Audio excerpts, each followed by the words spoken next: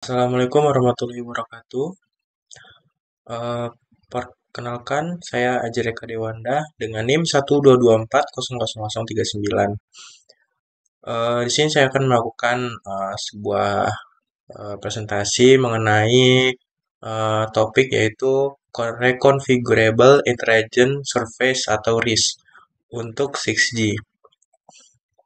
Pertama-tama, Reconfigurable Intelligent Surface merupakan sebuah permukaan elektromagnetik pasif yang dapat mengontrol fase, amplitudo, dan arah gelombang radio yang mengenainya, menggunakan elemen-elemen cerdas seperti meta-atom. Setiap elemen dapat menyesuaikan sifat elektromagnetik gelombang insiden, sehingga dapat mengonfigurasi ulang lingkungan nirkabel secara cerdas.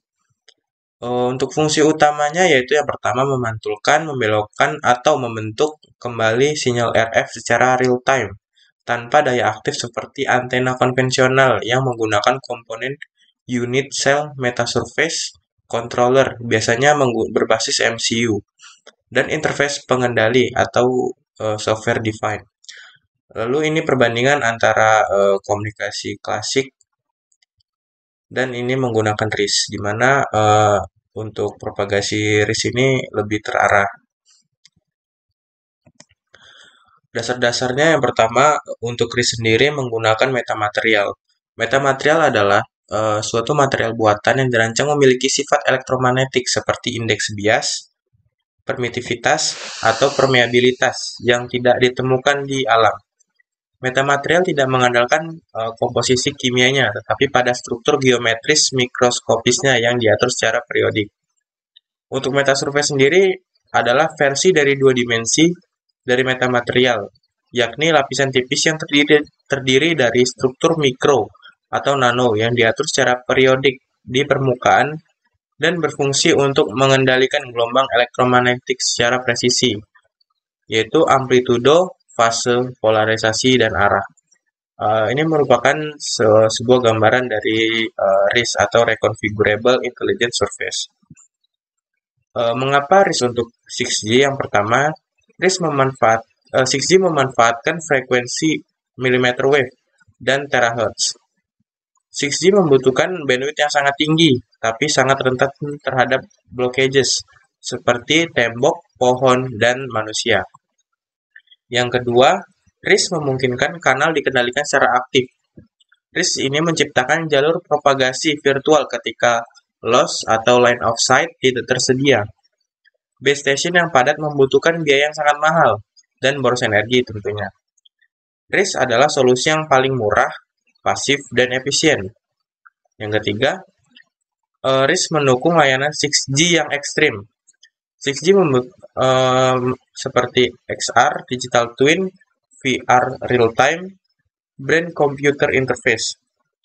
Syaratnya yaitu latensi yang ultra rendah dan reliabilitas yang tinggi. Untuk arsitektur dari RIS serta perbedaannya dengan metode relay, yang pertama dari komponennya. RIS menggunakan metasurvey yang disusun elemennya array yang berfungsi untuk memantulkan atau mentransmisikan sinyal dengan properti yang diatur ulang atau reconfigurable. Lalu controller. Controller ini mengatur nilai parameter dari tiap elemen seperti fase, amplitudo, dan lain sebagainya. Lalu smart controller unit biasanya menggunakan MCU, FPGA, atau SoC atau System on Chip. Lalu interkoneksi digital antarmuka antara RIS dan controller membutuhkan komunikasi yaitu seperti I2C, SPI, atau netkabel. Lalu software defined logic itu dapat mengatur ulang konfigurasi secara dinamis yang dapat berbasis dengan AI atau algoritma.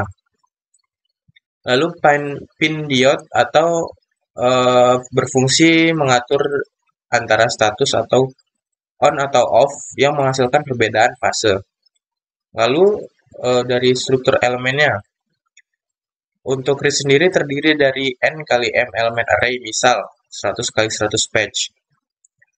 Untuk tiap elemennya memiliki sifat pasif atau hanya mengubah fase saja.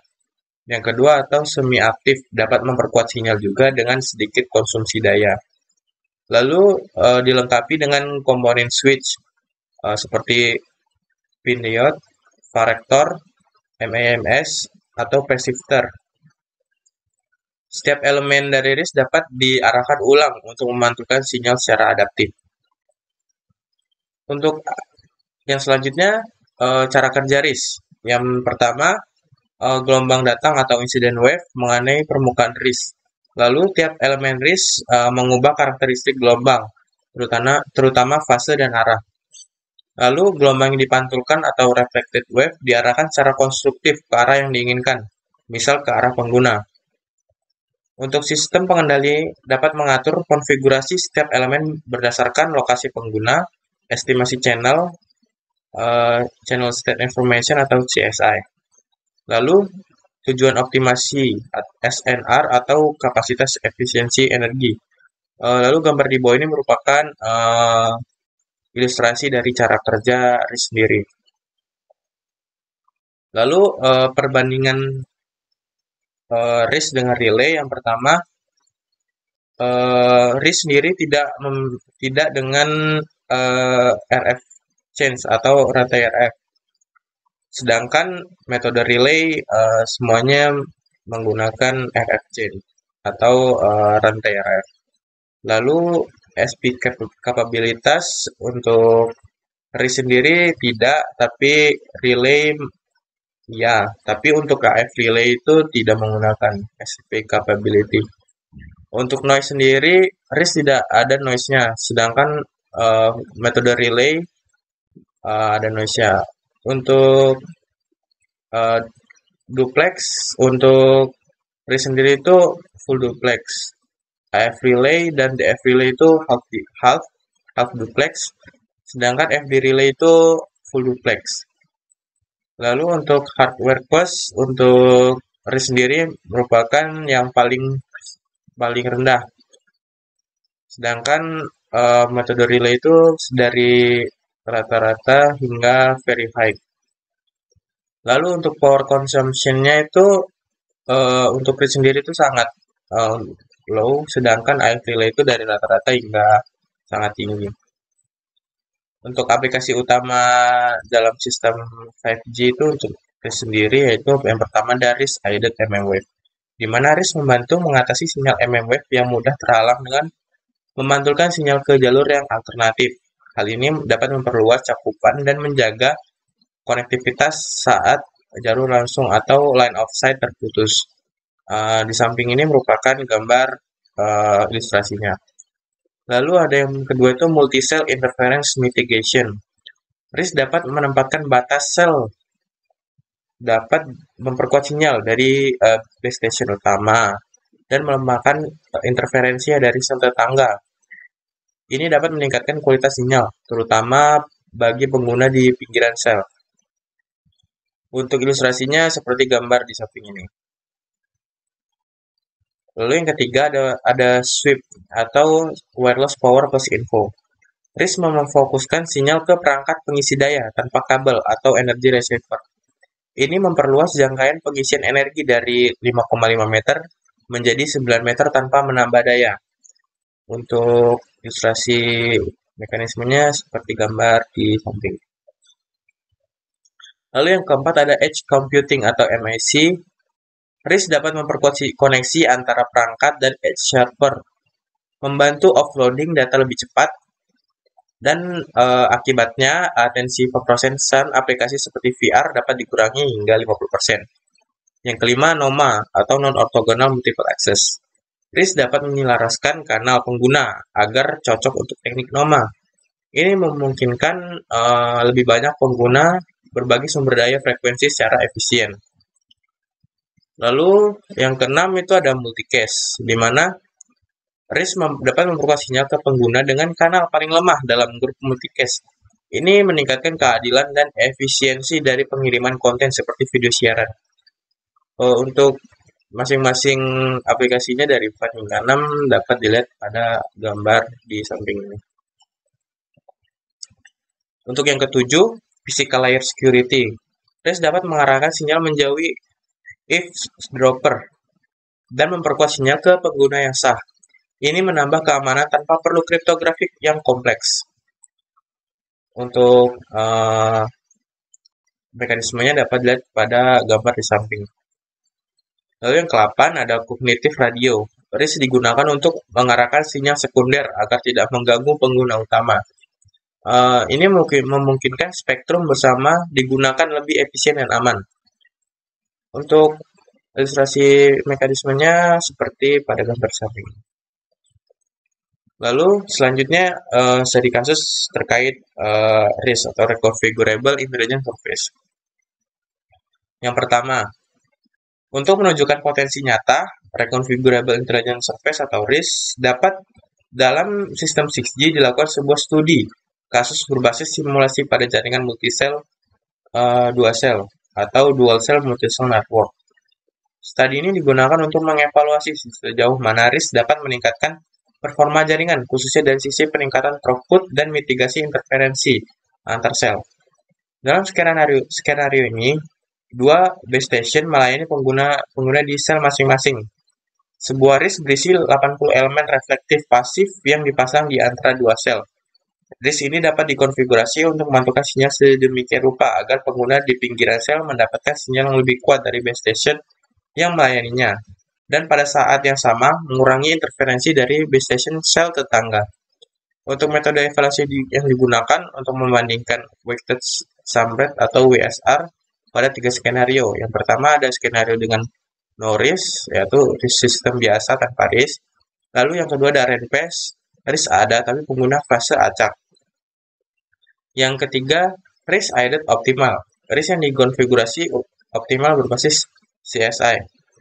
Untuk referensi yang saya gunakan pada jurnal oleh Sipen, Haren, Kawan, J.F. Kolb, M. L. Kasian, M. Chen, M. Di Renzo, Y. Hao, J. Wang, Al Swinnerhars, X. Yu, N. Loren, N. L. Hanzo, dengan judul Reconfigurable Intelligent Surface for 6G System, Principles, Application, and Research Direction.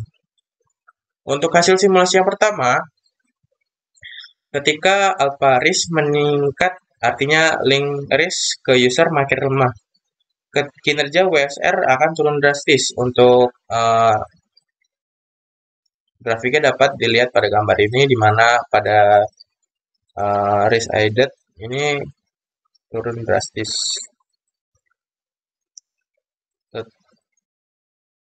Tetapi untuk pada RENPES dan no RIS ini sangat rendah. Jika delta RIS sama dengan 2,2, untuk WSR dan RIS aided jauh melampaui dari no RIS. Namun jika delta RIS mendekati 3,5, keuntungan RIS yang menghilang. Jadi kesimpulan dari simulasi yang pertama yaitu penempatan dari RIS harus menghindari blockages dan memiliki line of sight ke base dan user. Untuk hasil simulasi yang kedua, di mana RIS dipindah dari pusat sel ke tepi sel. Ini menghasilkan performa yang bervariasi di tengah-tengah base station dan user. WSR sendiri justru turun, berbeda dengan relay konvensional. Pada tepi sel, dekat user pinggiran, WSR tertinggi dicapai. Untuk sistem dengan RIS, nilainya hampir mendekati 26 dan di atas dari 25. Lalu kesimpulannya untuk pada hasil simulasi yang kedua, untuk multisel, RIS lebih baik dipasang di lokasi yang menguntungkan semua pengguna, bukan hanya dari satu sisi. Untuk kesimpulan dari study case ini, RIS secara signifikan meningkatkan performa sistem multisel, terutama bagi user di daerah yang pinggiran. Penempatan RIS sangat krusial, faktor jarak, visibilitas, line of sight, dan path loss yang sangat mempengaruhi hasil. RIS yang dikonfigurasi optimal lebih unggul daripada RIS acak atau sistem tanpa RIS. Untuk tantangan dan arah riset ke depan yang dikemukakan oleh penulis, yaitu yang pertama, estimasi channel atau CSI. Dengan overhead yang besar, memiliki solusi dengan sistem low pilot atau statistik jangka panjang. Lalu desain BIM pasif di bawah ketidaksempurnaan atau imperfect CSI atau HWI. Lalu desain sistem yang terdistribusi untuk mengurangi kompleksitas komputasi yang terpusat. Lalu FD support karena tantangan tidak ada channel reciprocity. Lalu terahertz plus RISC. Sistem ini sangat menjanjikan, tapi tantangan besar di channel modelingnya. Mobility, RISC pasif, tidak bisa tracking, dan perlu mekanisme AI plus sensor eksternal. Lalu strategi deployment yaitu centralized vs distributed. Apakah topologi optimal atau tidak. Lalu optimasi yang berbasis AI menggantikan metode konvensional yang berat. AI yaitu solusi yang real time dan robust. Kesimpulannya dari presentasi ini, Reconfigurable Intelligent Surface atau RISC adalah teknologi kunci dalam mewujudkan jaringan sesi yang lebih cerdas, efisien, dan adaptif. Dengan kemampuannya ini, untuk membentuk ulang lingkungan propagasi sinyal secara dinamis dan hemat energi, RISC mampu mengatasi tantangan utama sisi seperti hilangnya jalur line of sight atau loss, interferensi antar sel, serta keterbatasan jangkauan pada spektrum mmWave dan terahertz. Berbagai skenario aplikasi, mulai dari multisel, sweep, MAC, hingga NOMA, dan keamanan fisik telah menunjukkan bahwa integrasi RISC dapat secara signifikan meningkatkan kinerja sistem komunikasi yang nirkabel. Meskipun potensinya besar, penerapan RISC ini masih menghadapi sejumlah tantangan teknis, seperti estimasi kanal yang kompleks, kendala hardware yang pasif, keterbatasan dalam sistem FDD, serta kesulitan dalam pelacakan mobilitas. Oleh karena itu, arah riset masa depan akan berfokus pada solusi berbasis AI, desain distribusi, dan strategi deployment cerdas agar RISC benar-benar dapat diimplementasikan secara efektif di dunia nyata.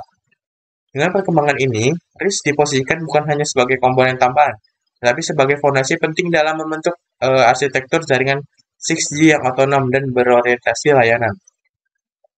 Mungkin sekian untuk presentasi ini. Kurang lebih saya minta maaf. Saya akhiri. Wassalamualaikum warahmatullahi wabarakatuh.